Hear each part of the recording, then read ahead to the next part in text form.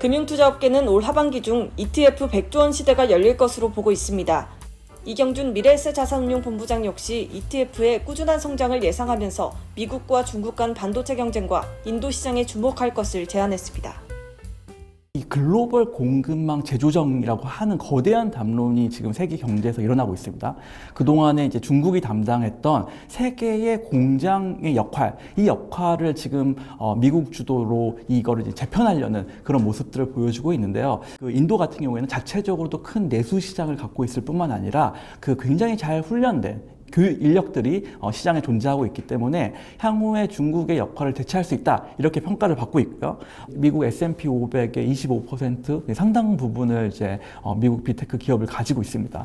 빅테크 기업들이 시장을 주도하고 있는 이런 트렌드가 쉽게 무너질 것 같지는 않습니다. 엔비디아라는 업종의 이번 실적 발표가 굉장히 큰 의미가 있었던 것이 그 실적을 실제로 보여주었다는 것에 큰 의미를 가지고 있습니다. 코로나 이후에 중국의 어떤 리오프닝으로 중국 경제가 회복할 것이다, 그리고 중국 주식시장을 이끌어 나갈 것이다 라고 하는 기대가 굉장히 컸었는데 중국 경제가 그 기대에 굉장히 미치지 못했다 판단하고 있고요.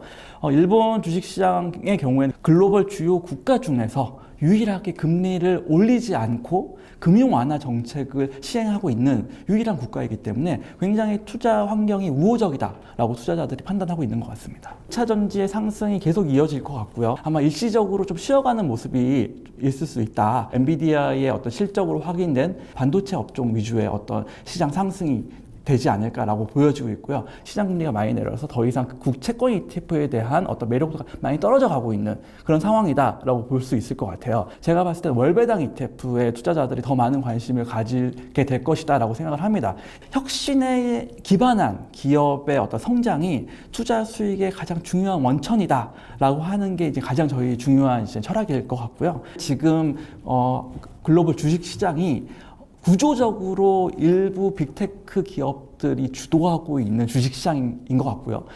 저희 타이거 미국 테크 탑10 ETF가 바로 그런 미국의 테크 기업하고 반도체 기업을 아우르는 그런 상품 포트폴리오를 가지고 있습니다. 매월 한 1%에 가까운 월배당을 주는 상품들이 지금 나타나고 있습니다. 저희 회사 ETF 중에 타이거 미국 나스닥 100 커버드 콜 ETF가 있습니다. 그래서 이러한 월배당을 주는 상품들이 향후에 굉장히 중요한 트렌드로 성장하지 않을까 생각하고 있습니다. 단순한 금융 상품이 아니라 투자자분들의 어떤 이제 노후까지 연결되는 어떤 연금의 솔루션을 찾을 수 있는, 투자의 솔루션을 찾을 수 있는 중요한 툴로 계속 작동하지 않을까 생각하고 있습니다.